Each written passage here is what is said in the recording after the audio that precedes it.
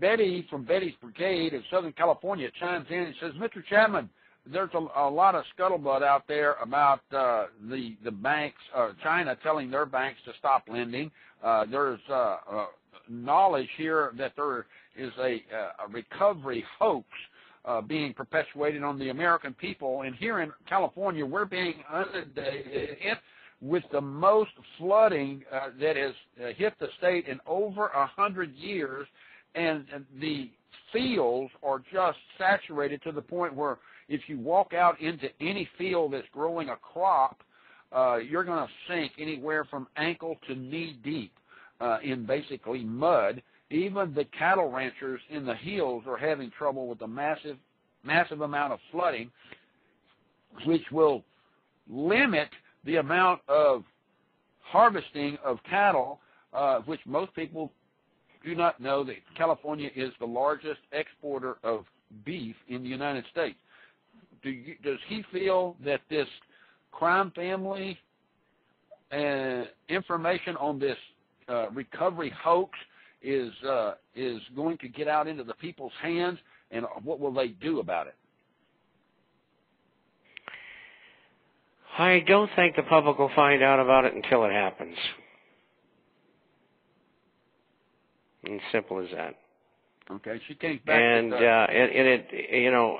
they've virtually shut down the valley in California. I don't know which one. It's out through mid-California because of some fish, tiny little minnow that they say will be destroyed. And so they won't let.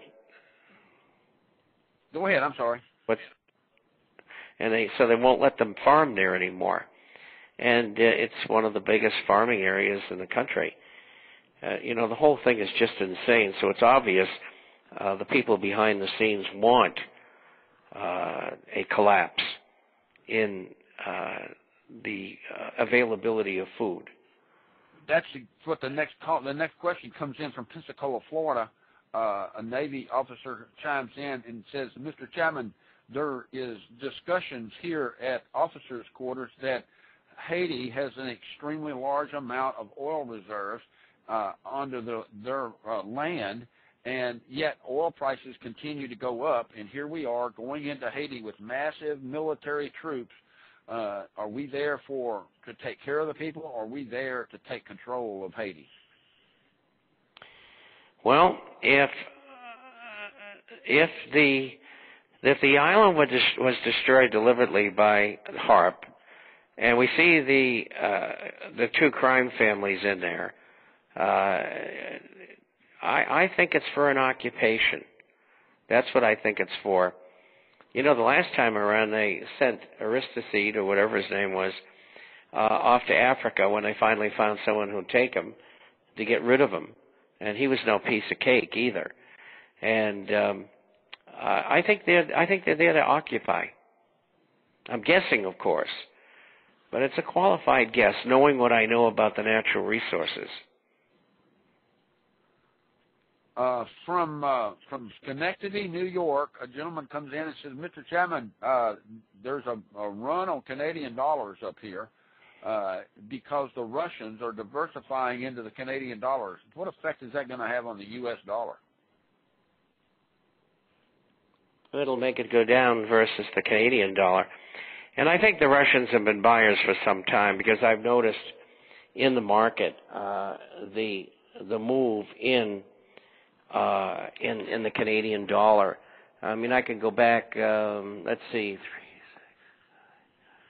15 trading days, and the Canadian dollar has been trading between 96 and 95, and so if for it to maintain that level, some big buyer is in there. Understood. To those of you out there that are in the Marine Corps chat room, if you guys would put your questions in caps, I can see them a lot better. I know you guys are talking about the things that your deployments are and that aren't particularly for the show, but the questions to Mr. Chapman, if you put them in all caps, it would I'd appreciate it. Also, those of you that are in the Blog Talk chat room, please do so. I'm letting everybody know that I can't see them a lot better. I know you've got some questions out there, and I want to get to them as fast as I can to do that. Now, Mr. Chapman, with the market at this precipice of where it's gone back up to, you and I both have discussed, and you have mentioned it many times, that it's going to do this roller coaster ride, and at some point in 2010, it's going to take a roller coaster dive. Do you foresee that in the very near future, or do you think they'll keep it propped up for a couple of 3 months? It's too hard to tell. I mean, the market is under pressure. The government can't keep it up. It started here last Thursday, and it looked like there was pressure. And then again on Monday, and then Tuesday, Wednesday, and Thursday were down days, although the market's still just under 10,400. And I think it should correct to 81 to 8,500, but I don't know when. Mr. Chapman, if my account is in my credit union or bank saving is equal to or greater than the mortgage on my house, and push comes to shove, should I just go ahead and pay the mortgage off completely, or would they come and take my home if I just was behind on the payments? I don't know. You're talking in the event of a devaluation? Yes, sir. Yeah, I don't know. And I'll tell you why I don't know. Because the normal thing, the thing to do would be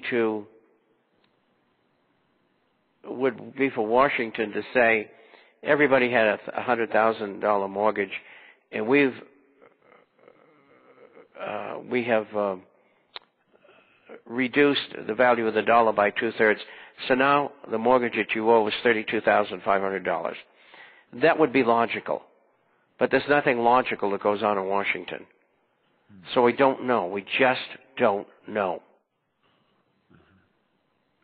She comes back in again and says, logical, it doesn't make sense. If paper money is going to be worthless, why will silver and gold dealers take our paper money now for the gold and the gray? It sounds crazy to me to take paper that is soon to be worthless down the line.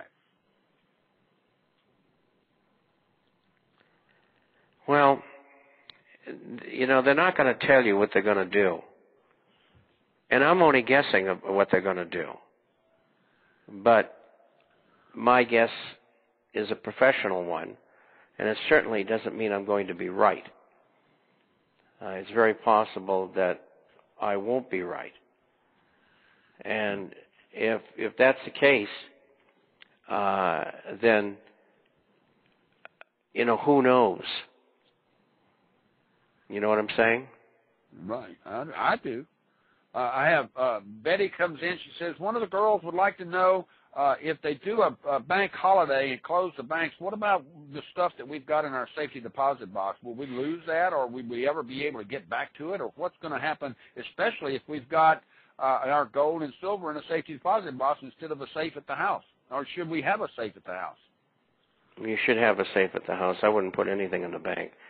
Under the new Patriot Act laws of the last several years, they can go in and do what they want with what you've got. And they will, and the bank will cooperate. So I would buy a safe and have it in the home. And the best that kind of safe to have is a gun safe, which, usually weighs about 400 pounds. They're about 5.5 by 3.5 feet. And they have magnetized digital combination locks. And there's no safe crackers around anymore, so you don't have to worry about that. The only fear is that if you have a home invasion, someone might say, open the safe up or I'll shoot you in the head, and then you don't have much choice. But if you get robbed when you're not at home, they're not going to be able to carry the thing away, and I don't think they'd really want to bother. And they can't crack the safe because they don't know how. And so that's, to me, is the best option. From Nashville, Tennessee, thank you very much.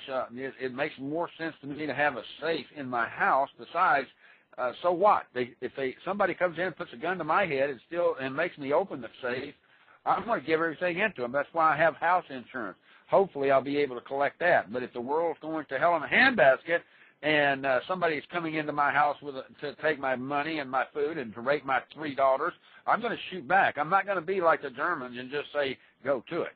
Mr. Chapman, you're right on point. Do you have a recommendation to the best safe?